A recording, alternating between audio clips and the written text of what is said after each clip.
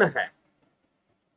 महत्वपूर्ण क्यों है? क्योंकि इसमें ध्यान योग में बैठना और प्राण क्रिया, श्वेतास्त्रोपनिषद के आधार पर इसकी चर्चा आज हम करने वाले हैं। ध्यान योग में कैसे बैठना चाहिए, ध्यान योग का प्रारंभ कैसे करना चाहिए, ध्यान योग कैसे शुरू होना चाहिए और किन बातों का ध्यान रखना चाहिए, कैसे बैठना चाहिए और प्राण क्रिया भी करना चाहिए। प्राण क्रिया मतलब प्रणव की क्रिया, प्रणव रूपी नौका का सहारा लेना। इस पर हम आज चर्चा करेंगे। तो यह महत्वपूर्ण विषय है। यदि आप ध्यान योग करना चाहते हैं तो ठीक है, तो निश्चय ही आप सभी इस ध्यान योग की क्रिया को समझें। कल कुछ अनुभूतियों के बारे में बताया गया, आज ध्यान योग में उठने बैठने के बारे में, वातावरण के बारे में, खास करके विशेषकर जो प्रारंभ करने वाले हैं, जो बिगिनर्स हैं, जो ध्यान योग को शुरू करने वाले हैं, उन्हें किन किन बातों का ध्यान रखना चाहिए ध्यान योग शुरू करते समय या ध्यान योग करते समय, इन सभी विषयों का आज हम चिंतन करेंगे श्वेतास्त्रोपनिषद के आधार पर। ठीक है, तो बहुत ही महत्वपूर्ण विषय है उन सभी जिज्ञासुओं के लिए और उन सभी ध्यान योगियों के लिए जो ध्यान योग का प्रारंभ करना चाहते हैं, जो ध्यान योग को शुरू करना चाहते हैं अपने जीवन में, या फिर कुछ ना कुछ ध्यान योग कर रहे हैं। ठीक है, तो बड़े ध्यान से सुने। और जिन्होंने ध्यान योग का कोर्स ज्वाइन कर रखा है, सन मेंबरशिप, जुपिटर मेंबरशिप, उनके लिए भी यह बहुत ही महत्वपूर्ण है कि क्या क्या बातें ध्यान योग के विषय में, ध्यान योग में उठने बैठने के विषय में कौन कौन सी बातें यहाँ कही जा रही हैं और किस रहस्य का उद्घाटन किया जा रहा है, उन सभी को यहाँ स्पष्ट किया गया है। तो चलिए हम सीधा चलते हैं द्वितीय अध्याय 7वां श्लोक। 6 श्लोकों पर कल हमने चर्चा कर ली थी। आज 7वें श्लोक पर जो कल की चर्चा थी वह सोमरस का अनुभव होता है। घट में ही ज्योति के दर्शन, नाद का ध्यान, सोमरस की अनुभूति, इस तरह की अनुभूति ध्यान योगियों को हो सकती है। क्या यह अनुभूतियां ब्रह्म है? जी नहीं, यह अभिव्यक्ति हैं। क्या है? अभिव्यक्ति। अभी आगे और अनुभूतियों की चर्चा होने वाली है, उसमें स्पष्ट होगा। यह अभिव्यक्तियां हैं, मतलब मैनिफेस्टेशन ही है, लेकिन यह हमें, हमारे इंद्रियों को अंतर्मुखी कर देती हैं। ये अनुभूतियां हमारे इंद्रियों को अंतर्मुखी कर देती हैं। तो इन्हें किस प्रकार से समझना चाहिए उस पर हम अलग से व्याख्यान ले आएंगे। कई बार लोग या कई तथाकथित जो गुरुजी लोग हैं, कई बार इन अनुभूतियों को भगवान का दर्शन भी बताते हैं कि ये तो भगवान का दर्शन हो रहा है। ठीक है जी, लेकिन अगर आप शास्त्र सम्मत विचार को पढ़ेंगे तो इन्हें अभिव्यक्तियां, इन्हें मैनिफेस्टेशन ही माना गया है। बस इनका लाभ ये है कि यह आपको अंतर्मुखी कर रही है, ये आपके इंद्रियों को बहिर्मुखी से अंतर्मुखी कर रही हैं। ये इनका मुख्य लाभ है। ठीक है, तो ऐसी अनुभूतियों से कल हमने थोड़ा सा अध्ययन किया। सोमरस के बारे में भी कल हमने थोड़ा सा अध्ययन किया, सोमरस क्या है। आज जो है ध्यान योग में सावधानियां और ध्यान योग में किन बातों का ध्यान रखना चाहिए जब भी बैठे आप अभ्यास के लिए, प्रैक्टिस के लिए, तो किन बातों का ध्यान रखना चाहिए, विशेष करके एक बिगिनर को, एक शुरुआत करने वाले को, जिसने आज तक कभी ध्यान योग नहीं किया लेकिन अब वो प्रारंभ कर रहा है, तो उनको कौन सी बातों का ध्यान रखना चाहिए, आइए उस पर हम चर्चा करते हैं। ठीक है, श्रीमद् भगवत गीता से भी आज हम चर्चा करेंगे और साथ ही साथ श्वेतास्त्रोपनिषद तो मुख्य आधार है ही। तो 7वां श्लोक क्या कहता है? द्वितीय अध्याय 7वां श्लोक। सवित्रा प्रसवेन जूषेत ब्रह्म पूर्व्यम तत्र योनिम कृणवसे नहीं ते पूर्व मक्षीपत। संपूर्ण जगत को उत्पन्न करने वाली जो सविता रूपी शक्ति है, उससे प्राप्त, प्रसवेन प्राप्त हुई प्रेरणा से, उसी की प्रेरणा से हम सब उसी के तो संतान हैं, उस सविता की ही तो उत्पत्ति है, हम सब उसी से हम सब निकले हुए हैं, उसी ने हमको जन्म दिया है, उस सविता ने। इसलिए लिखा गया सविता प्रसवेन पूर्वयम, सबके आदि कारण, वह परब्रह्म, वह आत्मा ब्रह्म जुषेत, उस परब्रह्म को का आराधना, उसी का ध्यान करना चाहिए, उसी में ध्यान में, उसमें लीन होने के लिए अभ्यासरत रहना चाहिए। तत्र, उस आत्मा में ही आश्रय लेना चाहिए, योनिम कृण वशे, अर्थात उस आत्मा में ही आश्रय प्राप्त करना चाहिए। ठीक है। अब योनि, योनि शब्द का अर्थ होता है आश्रय स्थान। योनि शब्द का अर्थ होता है आश्रय स्थान, जहां पर बच्चा मां के गर्भ में आश्रय लेता है। और यहां पर ब्रह्म योनि को कहा गया है। ब्रह्म योनि, महत ब्रह्म योनि का वर्णन भगवान कृष्ण ने भी श्रीमद् भगवद गीता में किया है। और यहां पर भी यह जो योनि शब्द लिया गया है वह ब्रह्म में आश्रय लेने के लिए ही किया गया है, ब्रह्म के लिए ही कहा गया है। ठीक है। तो इसीलिए जो ब्रह्म है उसको मातृरूपा, अगर कोई भाव दिया जाता है ब्रह्म को, तो मातृरूपा दिया जाता है, मां के रूप में ही ब्रह्म को भी मान लिया जाता है। ठीक है। इसलिए दुर्गा सप्तशती और अन्य कई पुराणों की कथाओं में भी देवी को ब्रह्म रूपा या ब्रह्म को भी देवी रूपा माना गया है। तो इसीलिए यहां पर, क्योंकि उत्पत्ति का कारण, और मां के गर्भ से उत्पत्ति होती है, संतान का जन्म होता है, और ब्रह्म सबका कारण है, मूल कारण है, तो उसे भी मातृ रूप देकर कई जगहों पर लिखा हुआ है। तो यहां पर भी ब्रह्म को, इस श्लोक में भी ब्रह्म को योनि रूप बताया जा रहा है। तो सवित्रा प्रसवेन पूर्वयम ब्रह्म जुषेत तत्र योनिम कृणवसे, अर्थात उस ब्रह्म में आश्रय लेकर, ते पूर्वम न अक्षिपत, पूर्व संचित कर्म जो विघ्न कारक नहीं होंगे, अगर हम सही तरीके से ध्यान योग करेंगे और पूर्णतः आश्रय ले लेंगे उस ध्यान में, ध्यान के माध्यम से उस महत ब्रह्म योनि का ही प्रवेश होता है। तो वहां पर जो आश्रय प्राप्त होता है, अगर हम वैसा आश्रय ब्रह्म में लेते हैं, तो निश्चय ही जो विघ्न कारक जो कर्म है, पिछले जन्मों के जो प्रारब्ध हैं, पिछले जन्मों के जो कर्म संस्कार हैं, जो संचित कर्म है, जो प्रारब्ध का रूप धारण कर कर हमारे सामने आ जाते हैं, उनसे हमारा बचाव होगा, उनसे हम बचेंगे। तो कर्मों से बचने का भी एक साधन यहां दिया जा रहा है कि अगर हम उस ब्रह्म योनि का आश्रय नहीं लेंगे, तो निश्चय ही हम जो है फिर माया में अगर मन रखेंगे, अपनी बुद्धि का निवेश, अपनी मन और बुद्धि का निवेश, कल भी हमने मन बुद्धि निवेश पर चर्चा किया, तो मन बुद्धि निवेश को अंतर्मुखी कर देना चाहिए, उस महत ब्रह्म योनि की ओर, ब्रह्म योनि की ओर उसकी दिशा होनी चाहिए, एकाग्र होना चाहिए। तो जितना एकाग्र होगा उतना ही कम भागेगा, कम इधर उधर भटकेगा। तो जब उसमें, जब यह चीज होगी, तो आश्रय जब मिलेगा ब्रह्म का, तो फिर जो विघ्न कारक जो पिछले कर्म संस्कार है वो बाधा नहीं बनेंगे। ठीक, ये यहां पर कहा जा रहा है। फिर कहा जा रहा है तिरुनतम स्थाप्य समम शरीरम हृदय इंद्रियाणि मनसा सन्निवेश्य ब्रह्मोडुपेन प्रतरेत विद्वान श्रोतांसि सर्वाणि भयावहानि। विद्वान, बुद्धिमान मनुष्य, सिर, गला और छाती। अब एक बुद्धिमान मनुष्य को, जो ध्यान योग का प्रारंभ करने वाला है, उन्हें कैसे बैठना चाहिए, किस प्रकार से अभ्यास शुरू करना चाहिए, इस विषय में बताया जा रहा है।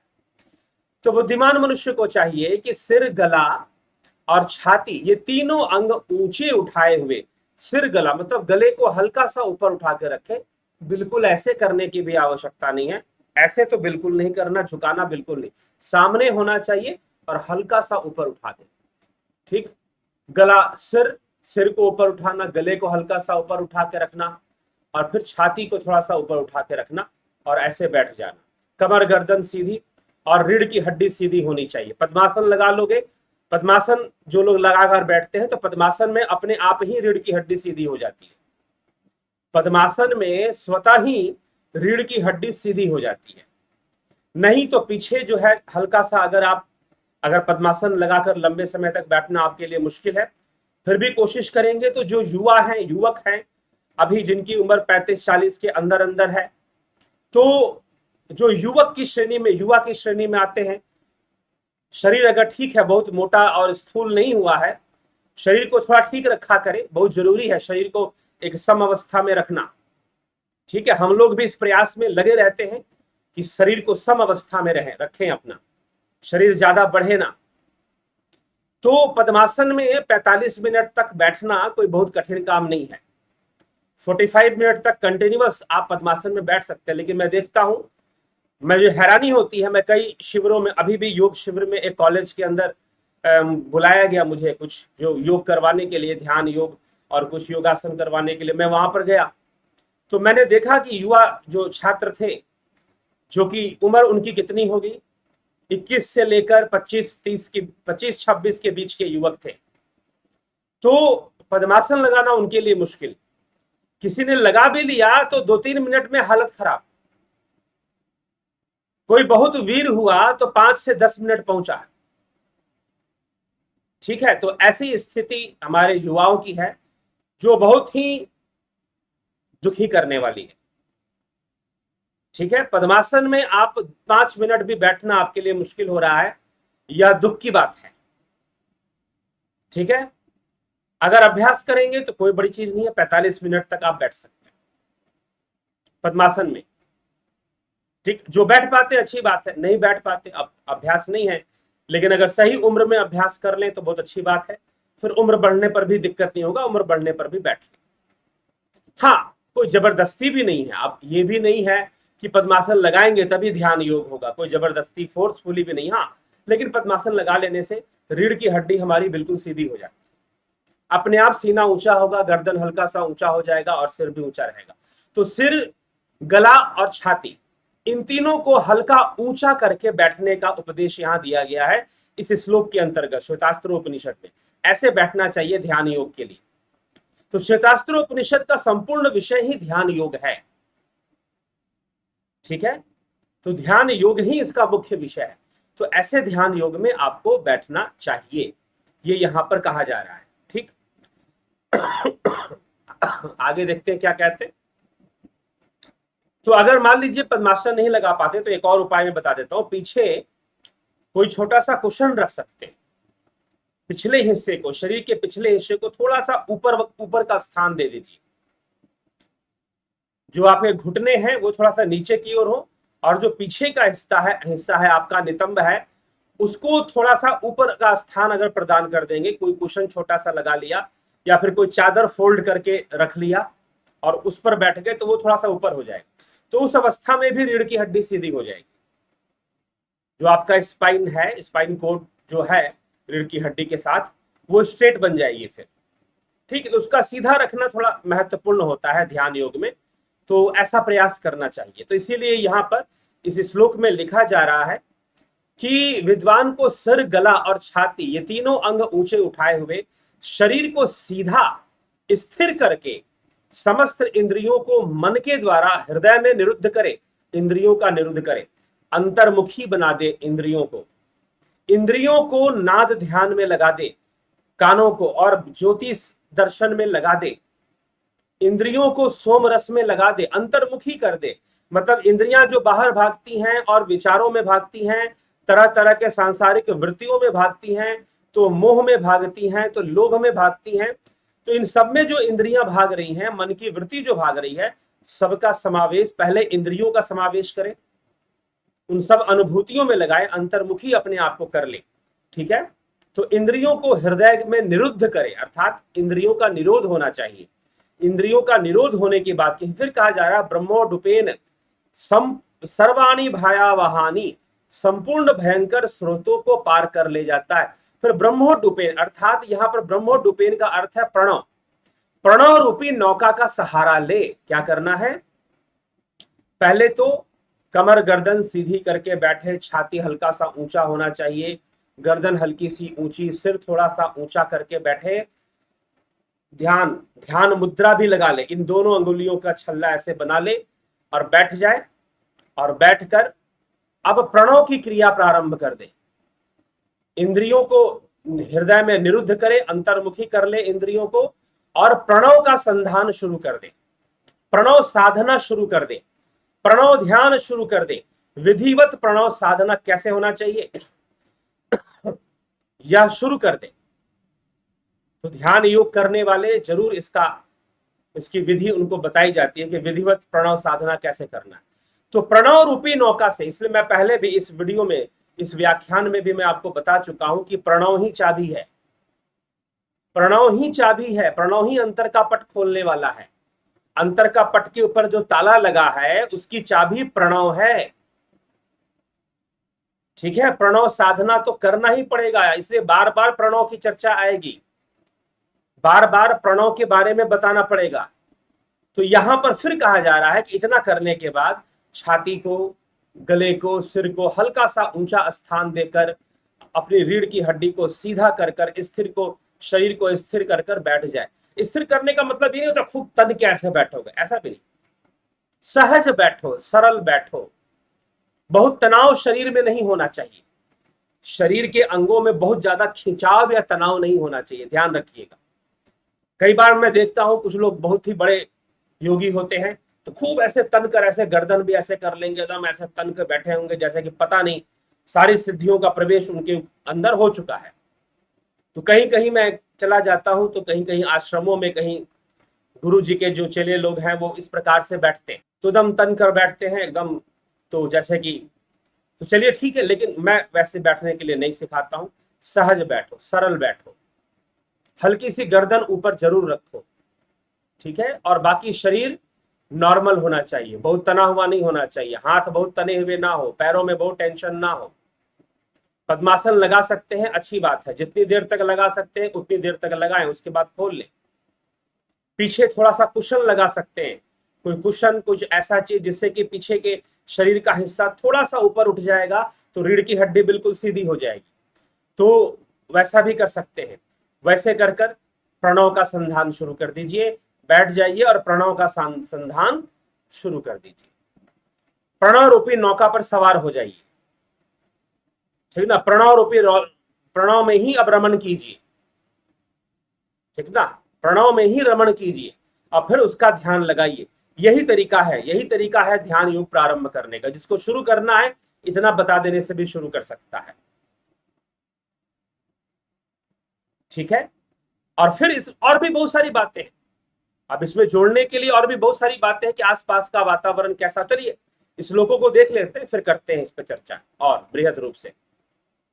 तो प्रणव रूपी नौका द्वारा संपूर्ण भयंकर स्रोतों को वह पार कर जाएगा। तो प्रणव का अभ्यास ही सबसे महत्वपूर्ण है, ठीक, वो नाना योनियों में फंसने से बचेगा, ठीक। तो इस प्रकार से यहां पर कई बातें लिखी गई है। फिर आगे लिखते हैं, प्राणान प्रपीडये संयुक्त वेष्ट क्षिणे प्राणे नासिक योक्षक्षीत दुष्टास्व युक्तमेव वाहमेनम विद्वान मनोधारयिता प्रमतः।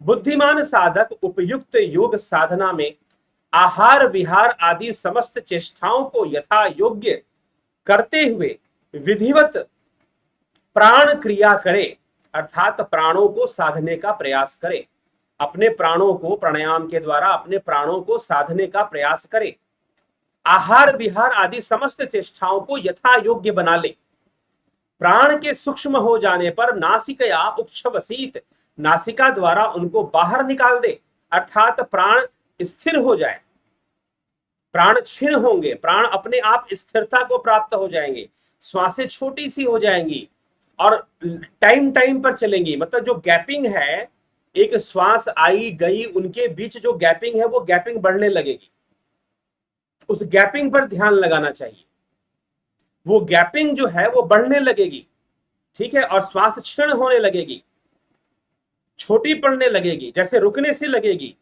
कुछ कुछ देर के लिए, कई कई बार, कई कई सेकंड, 30-30 सेकंड तक चलेगी नहीं, 1-1 मिनट, 2-2 मिनट, 10 मिनट भी हो सकता है, जो जिन्होंने अच्छी परिपक्वता प्राप्त कर ली है। बिना श्वासों को रोकने की जरूरत नहीं पड़ती, अपने आप ही श्वासें रुकती हैं, ठीक है, अपने आप ही श्वासें रुकनी शुरू हो जाती हैं,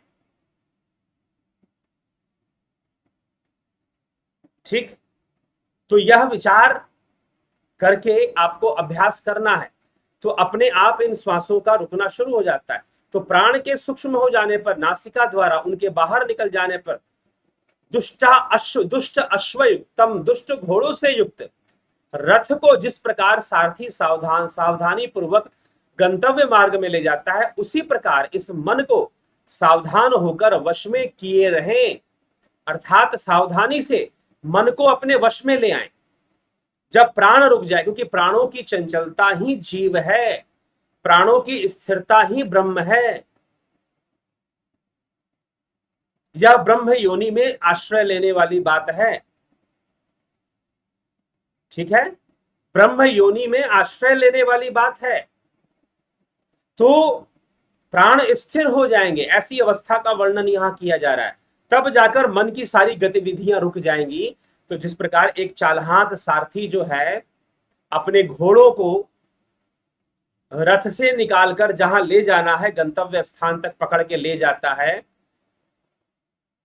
उनकी स्थिरता का लाभ उठाते हुए, वैसे ही एक जो योगी है, परिपक्व योगी, जब देखता है कि भाई यह मन अब भागना बंद कर चुका है, क्योंकि भागने वाले जो घोड़े थे ना, उसके श्वासों वाले, जो श्वास रूपी जो घोड़े हैं, प्राण रूपी जो, जिनके ऊपर ये दौड़ लगाता है, ये मन और ये विचार, ये वृत्तियां जिनके ऊपर दौड़ते हैं, ये अब वह शांत हो चुका है। तो अब ज्यादा स्थान उनके पास है नहीं, उसको चुपचाप एकाग्रता में लगा दे। तो वैसे ही एक योगी, एक परिपक्व योगी प्राणों के स्थिर होने पर, सूक्ष्म होने पर मन को पकड़ लेता है, ठीक है ना, मन को अपने वश में कर लेता है वो, ठीक है। तो ये यहां पर बताया जा रहा है, ये यहां पर कहा जा रहा है। तो ये विषय यहां पर समझाने का प्रयास किया गया है। तो ये सारी चीजें करना चाहिए। और इसमें एक और बात कही गई है महत्वपूर्ण, कि आहार विहार समस्त चेष्टाओं को यथा योग्य बना लेना चाहिए। ये भी मुद्दा कि आहार विहार, आपका घूमना फिरना, आहार विहार कैसा होना चाहिए, इस पर थोड़ा ध्यान देना चाहिए। अब इस पर कोई नियम नहीं दिया जा रहा कि बिल्कुल ऐसा करना या वैसा करना, क्योंकि व्यक्ति के अनुसार नियम बदल जाएगा। कोई व्यक्ति कैसी परिस्थिति में रहता है, कोई व्यक्ति कैसी परिस्थिति में रहता है, हर कौन से देश में रहता है, कौन से राज्य में रहता है, वहां का मौसम कैसा है, वहां की जलवायु कैसी है, वहां का सोशल स्ट्रक्चर कैसा है, उन सब के अनुसार कोई फिक्स इसमें नहीं है कि आपको ऐसे ही रहना है। लेकिन आप ध्यान योग में लंबे समय के लिए बैठ सकें, आपको चारों तरफ का माहौल ऐसा क्रिएट करना है। आपका आहार ऐसा होना चाहिए जो आपका मोटापा ना बढ़ाए। कई शरीर होते हैं फूलने वाले, बढ़ने वाले शरीर होते हैं, खासकर जो जल तत्व वाले जो शरीर हैं, जो कि कफ विकार वाले जो शरीर होते हैं। आयुर्वेद के अनुसार अलग अलग विकारों के अलग अलग शरीर होते हैं, अलग अलग तत्वों के। जल तत्व वाले शरीर, अग्नि तत्व वाले शरीर जल्दी मोटे नहीं होते। लेकिन इसका मतलब ये नहीं है कि वो ज्यादा खाएंगे तो कोई नुकसान नहीं होगा, नुकसान उनको भी होगा। ज्यादा खाने से ध्यान में बैठने में उनको भी तकलीफ आएगी। तो यथा योग्य अपने भोजन को यथा योग्य, कईयों का शरीर फैलने वाला था। जैसे मैं अपनी खुद की बात बताऊं तो अगर मैं अनियंत्रित भोजन शुरू कर दूं तो बहुत तेजी से फैल सकता हूं। तो इसीलिए योग के कई क्रियाओं का सहारा लेना चाहिए। षटकर्म हो गया, नेति धोती नौली, इन सब क्रियाओं को यथासंभव जो हो सके करना चाहिए। बस्ती आदि क्रियाएं, कपालभाति त्राटक, तो चलिए वो तो ध्यान के लिए है कपालभाति त्राटक, लेकिन उसके पहले की 4 क्रियाएं नेति धोती नौली बस्ती। नेति धोती नौली बस्ती करने वाला साधक कभी मोटा नहीं हो पाएगा, ठीक है। तो कुछ ना कुछ अगर षटकर्म आदि क्रियाओं का सहारा लेंगे, भोजन थोड़ा ध्यान में रखेंगे, अगर ध्यान योग अच्छे से करना है तो भोजन पर भी थोड़ा ध्यान देना पड़ेगा। अब भोजन ऐसा भी नहीं कि एकदम कष्टकारी भोजन लेना शुरू कर दें, भूख से अपने आप को तड़पाना शुरू कर दें, क्योंकि ऐसा भी मना किया गया है। श्रीमद् भगवद गीता 6ठा अध्याय 11वें से 17वें श्लोक के बीच भगवान श्री कृष्ण क्या कहते हैं, आइए देखते हैं। शुचौ देशे प्रतिष्ठाप्य स्थिर मासनमात्मनः नात्युक्षृतम नति नीचम चैलाजिन कुशोतरम। शुद्ध भूमि जिसके ऊपर क्रमशः कुशा मृगछाला और वस्त्र बिछे हैं, जो ना बहुत ऊंचा स्थान है और ना बहुत नीचा, मतलब ऐसी जगह पर नहीं बैठना है जो टेढ़ा मेढ़ा हो, टेढ़ी मेढ़ी जगह पर नहीं बैठना, ध्यान नहीं लगेगा। फिर समतल भूमि हो, ऐसी भूमि का चयन करें बैठने के लिए जो बराबर हो, टेढ़ा मेढ़ा ना हो, ठीक है। तो वस्त्र बिछे हो जो ना बहुत ऊंचा हो ना नीचा, ऐसे अपने आसन को स्थिर स्थापन करे। तत्रैकाग्रः मनः कृत्वा यथ चितेन्द्रिय क्रियः उपविश्यासने युञ्ज्याद्योगम मात्मम विशुद्धये, अर्थात उस आसन पर बैठकर चित्त और इंद्रियों की क्रियाओं को वश में रखते हुए मन को एकाग्र करके अंतःकरण की शुद्धि के लिए योग का अभ्यास शुरू कर दे। भगवान कृष्ण 6 अध्याय में जो अर्जुन को बताए हैं योग अभ्यास के बारे में, उसकी चर्चा में कर रहा हूं, ठीक है। समम काय शिरोग्रीवम धार्यन्न चलम स्थिरः संप्रेक्ष्य नासिकाग्रम स्वम दिशाशा आनवलोकयन्, काया सिर और गले को समान एवं अचल धारण करके और स्थिर होकर अपने नासिका को अग्रभाग पर दृष्टि जमाकर अन्य दिशाओं को ना देखता हुआ योगी के व्रत में स्थित भय रहित तथा भली भांति शांत अंतःकरण वाला सावधान योगी मन को रोककर मुझ में चित वाला हो जाए, ठीक है। तो इस प्रकार से बता रहे हैं कि नाट्य शंतस्तु योगो अस्ति न चैकांत मनश्नतम नतः न चाति स्वप्नशीलस्य जागृतो नैव च अर्जुना।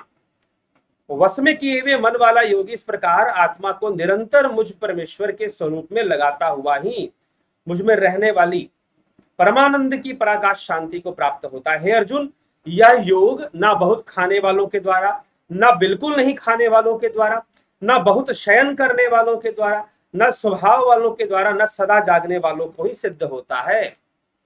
बहुत सोने वाला, बहुत नहीं, बिल्कुल नहीं सोने वाला, बहुत खाने वाला, खाने पीने के मामले में अपने आप को पता चला कि बहुत कष्ट देने वाला, तो बहुत कष्ट देने से भी नहीं होगा, एक संतुलित आहार बनाना पड़ेगा। संतुलित आहार, ऐसा भोजन जो पेट ना खराब करे, जो तमस को ना बढ़ाए, तामसिकता को हमारे अंदर ना बढ़ाए, आलस्य को ना बढ़ाए, हमें आलसी ना बनाए, ऐसा भोजन हमें करना चाहिए। कई बार हम इस मामले में क्या स्वादिष्ट भोजन, इसका मतलब अब एक भाई साहब जो हैं, दूसरों के ऊपर नियम थोपना, दूसरों पर उपदेश कुशल बहु तेरे, बड़ा आसान होता है। तो कुछ ऐसे बताए जा रहे थे, तो ऐसा भी नहीं है कि स्वादिष्ट भोजन नहीं करना है। अगर कोई व्यंजन आपको बहुत स्वादिष्ट लगता है तो उसे खाओ, हफ्ते में एक बार उसे जरूर खाओ।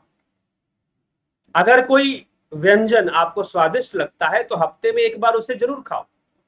बस तामसी चीजों का त्याग करो जो तमस की मात्रा को बहुत ज्यादा बढ़ा देंगी। तमस को बढ़ने से आलस्य बढ़ेगा, प्रमाद बढ़ेगा, क्योंकि साधना करने के लिए रजोगुण का होना जरूरी है। प्रारंभिक, खासकर जो बिगिनर्स हैं उनके लिए मैं कह रहा हूं, रजोगुण का होना जरूरी है और सतोगुण का भी होना जरूरी है, क्योंकि ये ज्ञान कारक है। तमोगुण का भी होना जरूरी है, लेकिन क्योंकि एक जगह पर आपको बैठे रहना, तो तमोगुण का भी होना जरूरी है थोड़ा सा, लेकिन तमोगुण ज्यादा बढ़ जाएगा तो वो सुला देगा, वो आलस्य पैदा करेगा, वो आपको आलसी बनाएगा फिर, ठीक है। तो इसीलिए ऐसा भोजन ना करें जो तामसिकता को शरीर में बढ़ाए। तामसिकता को एकदम खत्म करने पर भी उतारू मत हो जाइए, बढ़ाए ऐसा भोजन ना करें। क्या हमें कड़वा भोजन खाना चाहिए, करेला खूब खाना चाहिए क्या? जी नहीं, ऐसा कुछ भी नहीं है कि करेला खूब खाना चाहिए या ये वो। एक संतुलित आहार लीजिए, 2 टाइम भोजन कीजिए, 3 टाइम मत कीजिए, दिन में 2 ही समय भोजन कर लीजिए, वही पर्याप्त है, ठीक है। हाँ, हल्का फुल्का कभी कुछ नाश्ता कर लिया, बात अलग है, लेकिन भोजन 2 ही टाइम कीजिए अगर सही से साधना करनी है। कुछ योगी 1 टाइम करते हैं, 1 टाइम कीजिए, कोई दिक्कत नहीं है। 2 टाइम कीजिए, इट्स बेटर, मैं इतना कहूंगा। 3 टाइम मत खाइए, 3 टाइम भरपेट खाना रोग को पैदा करेगा, रोगी बनाएगा। भरपेट जिसको खाना कहते हैं ना, बस 2 ही बार करिए दिन भर में, 24 घंटा में। 3 टाइम अगर भरपेट खाएंगे तो फिर बड़ा दिक्कत होगा फिर। ठीक, तो ऐसा मत करिए, वो शरीर पर अत्याचार है। हमेशा स्वादिष्ट भोजन के चक्कर में मत पड़िए। हाँ, लेकिन जो स्वादिष्ट है, जिसमें आपको स्वाद लगता है, हफ्ते में 1 बार खाएं उसे। कोई अत्याचार नहीं करना है अपने ऊपर। एक संतुलन की अवस्था को विकसित करना है, एक बैलेंस स्टेट को डेवलप करना है। ठीक है, जब एक बैलेंस स्टेट डेवलप होगा तो फिर साधना अच्छी होगी, साधना की शुरुआत अच्छी होगी। ठीक ना, तो योग जीवन का सौंदर्य है, सुंदर बनना है हर मामले में। ठीक है, योग से तो योग और सौंदर्य कब संभव है? जब संतुलन होगा, जब आपकी पर्सनालिटी में बैलेंस आएगा, आपके थॉट प्रोसेस में, आपके सोचने के तरीके में एक बैलेंस आएगा। तो योग, एक्चुअल योग का मतलब बैलेंसिंग है। योग का मतलब शरीर को सुखा देना नहीं है, शरीर को तड़पाना नहीं है। कुछ लोग उस ढंग से भी सोचना शुरू कर देते। हाँ, आप समय निकालिए, साधना की मात्रा को बढ़ाइए। 1 घंटा, 2 घंटा, 3 घंटा, अधिक की कोई सीमा नहीं है। कितना देर बैठ सकते हैं, बैठो ना भाई। 4 घंटा बैठो, 5 घंटा बैठो, रात भर बैठो ध्यान में, अगर बैठ सकते हो तो। लेकिन सहज पूर्वक, जबरदस्ती नहीं। अगर जबरदस्ती अपने आप को रात भर जगाकर ध्यान में बैठे हुए हो तो अगले दिन सो जाओगे, फिर दिन भर सोए रहोगे, क्या फायदा फिर? कोई लाभ नहीं। सहजता से चीजें आगे बढ़नी चाहिए, नेचुरली चीजें आगे बढ़नी चाहिए। ध्यान योग फोर्स करने वाले भी इस बात को समझे, और जो नहीं करते हैं वो भी। Naturally, step wise, step, gradually चीजें अपने आप आगे बढ़ेंगी। जबरदस्ती खींच के बढ़ाना चाहोगे तो दिक्कत आ सकती है। ठीक है, इसलिए भगवान कृष्ण कह रहे हैं कि भाई वृत्ति बनाओ, बहुत अधिक खाने वाला, बिल्कुल नहीं खाने वाला, बहुत अधिक सोने वाला, बिल्कुल नहीं सोने वाला। यह बिगिनर्स के लिए उन्होंने कहा है, शुरुआत कर, इनसे योग वोग नहीं होने वाला। ठीक है, जो कई लोग योग करते हैं, मैं सिद्धियां प्राप्त कर लूंगा, सिद्धियों की लालच होती है उनके अंदर, तो ऐसी भावना से ग्रस्त लोग भी योग वोग नहीं कर पाते, जल्दी ही छोड़ देते हैं। अरे भैया, योग की शक्तियां और सिद्धियां छोड़ो, योग होना अपने आप में ही बहुत बड़ी उपलब्धि है। योगी बन पाना, डेली ध्यान योग में बैठ पाना, डेली साधना कर पाना, यह अपने आप में ही बहुत बड़ी उपलब्धि है। और इसकी शक्तियां और इसकी सिद्धियां को तो छोड़ दो, आप भूल जाओ। अभी बैठ पाओ और एक बैलेंस स्टेट में अपने आप को रख पाओ, अपनी पर्सनालिटी को, अपने माइंड को, अपने थॉट प्रोसेस को, अपने इमोशंस को, अपने फीलिंग फ्लो को, जो फीलिंग्स की फ्लो है, ठीक है, उसको एक बैलेंस स्टेट में ले आओ। इससे बड़ी उपलब्धि क्या होगी? जीवन एक बैलेंस स्टेट में चलेगा, फिर आपकी पर्सनालिटी एक बैलेंस स्टेट में रहेगी, आपका थॉट प्रोसेस एक बैलेंस स्टेट में रहेगा, आपका इमोशनल और जो फीलिंग्स हैं, फीलिंग्स का जो फ्लो है वो एक, नहीं तो फीलिंग्स और इमोशन तो ऐसे फ्लो करती है कि पूछो मत। एक बार के लिए आप अपने शरीर को रोक लोगे, अपने विचारों को रोक लोगे, लेकिन फीलिंग्स और इमोशंस जो होती हैं, ज्यादातर लोगों का कंट्रोल उस पर नहीं होता। उन सबको एक बैलेंस के स्टेट में ले आना, यह अपने आप में एक बहुत बड़ी उपलब्धि है, अपने आप में एक बहुत बड़ी प्राप्ति है, अगर आप उसे बैलेंस स्टेट में ले आते हैं। ठीक है, तो बैलेंसिंग, योग का मतलब कोई जबरदस्ती नहीं है। योग इज ए बैलेंसिंग, बैलेंस की स्टेज में आइए, आप एक बैलेंस बनाइए। बैलेंस बना के रखेंगे तभी साधना अच्छी होगी, तभी गति तीव्र होगी। अगर आप चाहते हैं कि ध्यान योग की गति तीव्र हो, यदि आप चाहते हैं कि आप योग की गति तीव्र हो, बहुत तेजी से आप डेवलप करें, तो एक बैलेंस की स्टेट को बनाना पड़ेगा, एक संतुलन की अवस्था को बनाना पड़ेगा, तभी जाकर ध्यान योग कर पाओगे। जो श्वेतास्त्रोपनिषद में बताया जा रहा है, जो भगवान श्री कृष्ण श्रीमद् भगवद गीता के 6ठे अध्याय में बता रहे हैं, तभी ध्यान योग हो पाएगा, नहीं तो नहीं हो पाएगा जी। जबरदस्ती करना चाहोगे, जबरदस्ती विश्वामित्र बनने के चक्कर में रहोगे, तो जबरदस्ती ना विश्वामित्र कर पाए थे ना आप कर पाओगे। विश्वामित्र भी को भी सफलता तभी मिली जब वो एक संतुलन की अवस्था में आ गए, और सबसे ज्यादा साइकोलॉजिकल बैलेंस होना चाहिए। साइकोलॉजिकल, मानसिक, वैचारिक संतुलन, साइकोलॉजिकल बैलेंस को एस्टैब्लिश करना, डेवलप करना ज्यादा जरूरी है, ठीक है ना। Anger management, emotion management, angers आती हैं, क्रोध आता है, लालच आता है, कभी कोई इमोशन हावी होता है, कभी कोई इमोशन हावी होता है। तो ये जो है, इनको संतुलन की अवस्था में रखना बहुत जरूरी है। तब एक संतुलन की अवस्था में ही बहुत तेजी से आप इस मार्ग पर विकसित होंगे, इस मार्ग पर आगे बढ़ेंगे। यही श्री कृष्ण भगवान भी अर्जुन को समझा रहे हैं। तो फिर कह रहे हैं, युक्त आहार विहारस्य युक्त चेष्टस्य कर्मसु युक्त स्वप्नाबोधस्य योगो भवति दुखा दुखा। दुखों का नाश करने वाला योग तो यथा योग्य आहार विहार करने वाले का, कर्मों से यथा योग्य चेष्टा करने वाले का, और यथा योग्य सोने वाले तथा यथा योग्य जागने वाले का ही सिद्ध हो सकता है। श्री कृष्ण भगवान ने घोषणा कर दी, यथा योग्य भोजन, यथा योग्य सोने वाला, यथा योग्य आहार विहार करने वाला, यथा योग्य चेष्टा करने वाला, जो यथा योग्य अर्थात एक बैलेंस, जितनी आवश्यकता है उतना भोजन लेना, उतना आहार विहार करना, उतना सोना। ये नहीं कि 8-8 घंटा सोए जा रहे हैं, 9-9 घंटा सोए हुए हैं। ये नहीं कि 2 ही घंटा सो रहे हैं, 1 ही घंटा सो रहे हैं। कम से कम 5 घंटा सोइए, ठीक है। तो यथा योग्य आहार, यथा योग्य विहार, यथा योग्य निद्रा, यथा योग्य चेष्टा, यथा योग्य विचार। ये नहीं कि एक ही टेंशन में लगे हुए हैं, ये नहीं कि किसी को मन में एक ही विचारों का प्रवाह चले जा रहा है, संतुलन बिगड़े जा रहा है। ये नहीं कि भाई एकदम भोजन ही त्याग दिए हैं, ये नहीं कि भाई कुछ ज्यादा ही खा लिए हैं। तो एक संतुलन की अवस्था को विकसित करने वाला ही योग से सिद्धि प्राप्त करता है। यहां पर भगवान कृष्ण यही लिख रहे हैं, युक्त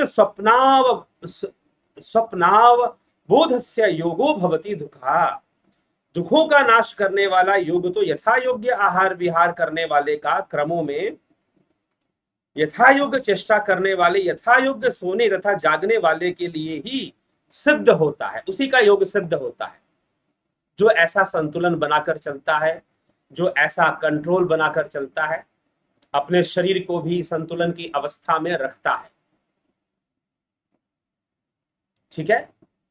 तो ये सब चीजें हमें विचार करते हुए ही आगे बढ़ना पड़ेगा। तो यही मुख्य विषय है श्वेतास्त्रोपनिषद के श्लोकों में, जो कहा जा रहा है, समय सुचो शर्करा वहनी वालुका विवर्जिते शब्द जलाश्रयादिभि मनो अनुकूले न तु चक्षु पीडने गुहानि वाताश्रयने प्रयोजयेत। अर्थात भगवान क्या यहां पर श्लोक में, उपनिषद में, कि समतल, सब प्रकार से शुद्ध, कंकड़ अग्नि और बालू से रहित, मतलब जहां पर आप बैठे वहां कंकड़ ना हो, वहां अग्नि ना हो, जमीन के नीचे या जमीन के आसपास अग्नि ना हो और बालू ना हो। समतल, सुचो, सब प्रकार से शुद्ध हो, वहां की वायु शुद्ध हो। शब्द जलाश्रयाधिभी, शब्द जल और आश्रय आदि की दृष्टि से सर्वथा अनुकूल हो, नेत्रों को पीड़ा देने वाला ना हो। गुहा आदि वायु शून्य स्थान में मन को ध्यान में लगाने का अभ्यास करना चाहिए। अभ्यास तो यहां पर स्थान के बारे में, कि शुद्ध स्थान पर, अच्छे स्थान पर, समतल भूमि, चलती हुई ट्रेन में भी वो ध्यान कर सकते हैं अच्छे से,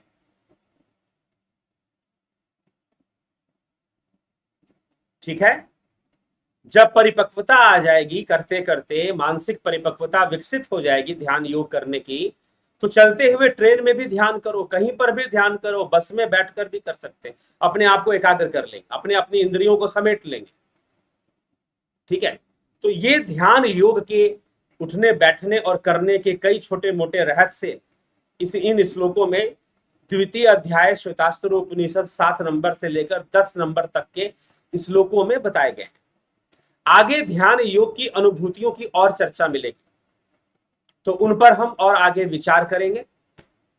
ठीक है, तो जिज्ञासुओं, आगे आने वाले विषयों में आपको वह विषय भी प्राप्त हो जाएगा कि कैसे ध्यान योग में किस किस तरह की अनुभूतियां होती हैं, और भी गहराई से उसमें चर्चा मिलेगी। थोड़ी बहुत चर्चा हुई है और भी होगी। चलिए, अभी के लिए हम अपने इस ध्यान योग पर जो चर्चा चल रही थी उसे विश्राम देते हुए अब हम आगे आपके कमेंट्स को देख लेते हैं कि आपके कमेंट्स क्या कहते हैं, आपकी टिप्पणियां क्या कहती हैं। ठीक है,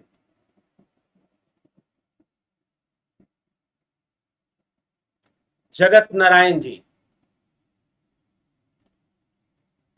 अभिनंदन। ध्यान योग करने से दिन भर दिन मन अपने आप शांत होने लग जाता है, उसे जबरदस्ती नहीं करना पड़ता। जी हाँ, जो सुबह सुबह ध्यान योग कर लेंगे अच्छे से, 1-1.5 घंटा का समय अगर दे पाए सुबह सुबह, तो सारा दिन उसका प्रभाव बना रहेगा आपके मन पर, आपके व्यक्तित्व पर, आपके व्यवहार पर उसका प्रभाव जरूर बना रहेगा। ठीक है, चलिए आगे देखें। अभिषेक कुमार जी, विश्व यात्री जी, बलदाऊनाथ योगी जी, राजू पाल जी, कुलदीप सिंह जी, कौशल पांडे जी, अभिनंदन है। उषा श्रीवास्तव जी, राम निवास मीना जी, गोपाल शर्मा जी, कमलेश उपाध्याय जी, रचना जी, जयंती भाई पटेल जी, विक्रम सिंह जी, रूपलाल जी, भीम सिंह मीना जी, वीना जी, सा हृदय आपको कोटि कोटि नमन करती हूँ। छिद्रज्ञ में 5 महाभूत, अहम बुद्धि, अव्यक्त प्रकृति, मन, 10 इंद्रिया, 5 विषय, ये 24 तत्व हैं जी। अनिल कुमार जी, भूप सिंह खीचर जी, खान शर्मा जी, अजित भाई पटेल जी, कन्हाई कुमार जी, शर्मानंद पंडित जी, रोमेश चोपड़ा जी, रजनेश बर्फानी जी, जोंती दत्ता जी, पिंटू वासवा जी, देवमोहन जमातिया जी, संदीप मिसारा जी, विवीना जी। क्षेत्रज्ञ को विकार सहित मानते हैं या 24 तत्व ही क्षेत्रज्ञ हैं, इस पर चर्चा होगी। 24 तत्वों पर सांख्य के अनुसार चर्चाएं हो चुकी हैं। ठीक है, जीवच मंडल जी, आपसे काफी अद्भुत जानकारी मिल रहे हैं, लाभ उठाइए। गोपाल शर्मा जी, मैं भाग्यशाली हूं, जुपिटर कोर्स करने के बाद ही आपके हर सत्संग का सही लाभ उठा पा रहा हूं। जरूर लाभ उठाइए, जरूर लाभ उठाइए, लाभान्वित होइए और अपने जीवन को लाभान्वित करिए, ध्यान योग करिए। ठीक है, सरोज कृष्णानी जी, ओम प्रकाश माली जी, ओम परमात्मने नमः, जितेंद्र तनवर जी, पिंटू वासवा जी, आप बातें सुनकर शेयर दुखों का, सारे दुखों का नाश हो गया जी। अच्छी बात है अगर होता है तो। देवरतन बलदावा जी, जय श्रीमन नारायण, जय श्री कृष्ण। ललित गलगर जी, अभिनंदन है। शामराव जी आम्बटकर, हैप्पी गुरु पूर्णिमा। आपको भी हैप्पी गुरु पूर्णिमा जी। कल गुरु पूर्णिमा पे चर्चा करेंगे। कल का विषय उपनिषदों से, उपनिषद के बढ़ते हुए जो क्रम है वो भी बहुत महत्वपूर्ण है और बहुत रोमांचक है। आगे आने वाले विषय योग जिज्ञासुओं के लिए बहुत रोमांचक रहने वाले हैं, लेकिन फिर भी बीच में एक दिन समय लेकर गुरु पूर्णिमा और गुरु के ऊपर चर्चा जरूर करेंगे, और वो कल ही करेंगे। कल गुरु पूर्णिमा मनाई जा रही है, कई जगहों पर आज भी लोग मना रहे हैं, कल भी लोग मना रहे हैं, 2 दिन मना रहे हैं। तो कल गुरु पूर्णिमा पर चर्चा हम करेंगे। गुरु जी प्रणाम राम, ओम तत्सत। भिखु कुचाडिया जी, ओम। स्मिता सावंत जी, तत्सत, प्रणाम गुरु जी, तत्सत जी, धन्यवाद। स्मिता सावंत जी, गुरु पूर्णिमा के अवसर पर सादर प्रणाम। कल्याणमस्तु, आप सभी का कल्याण। सर्वे भवन्तु सुखिनः, सर्वे सन्तु निरामया, सर्वे भद्राणि पश्यन्तु मा कश्चित् दुःखभाग् भवेत्। कि सभी दुख सुखी हो, सबके जीवन से दुख भाग जाए, सबका कल्याण हो।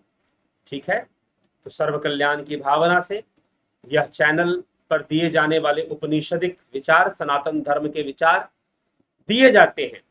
सनातन धर्म का दर्शन, सनातन धर्म की समझ को विकसित करने हेतु विचार दिए जाते हैं। आप इससे लाभान्वित हो और एक सच्चे सनातनी बनकर अपना जीवन जिए, अभ्यासी बने, अभ्यास करें ध्यान योग का, और अपने जीवन को श्रेष्ठ बनाएं, और साथ ही साथ दूसरों का भी जीवन को श्रेष्ठ बनाने में अपने आप को उतना योग्य बनाएं और सहयोगी बने।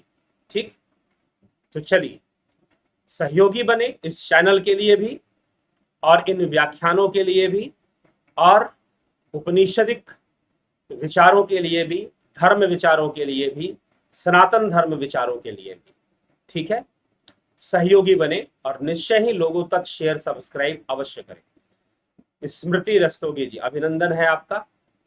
तो चलिए विश्राम देंगे आज, कल फिर 9 बजे लाइव चर्चा में जरूर मिलेंगे और कल का विषय गुरु पूर्णिमा पर ही होगा। ठीक है, गुरु से संबंधित ही होगा, तो निश्चय ही उस पर भी कल हम चर्चा करेंगे। तो बहुत बहुत आभार आप सभी का जुड़ने के लिए, बने रहने के लिए। इसी के साथ आज की लाइव चर्चा को यहाँ विश्राम देते हैं। बहुत बहुत धन्यवाद।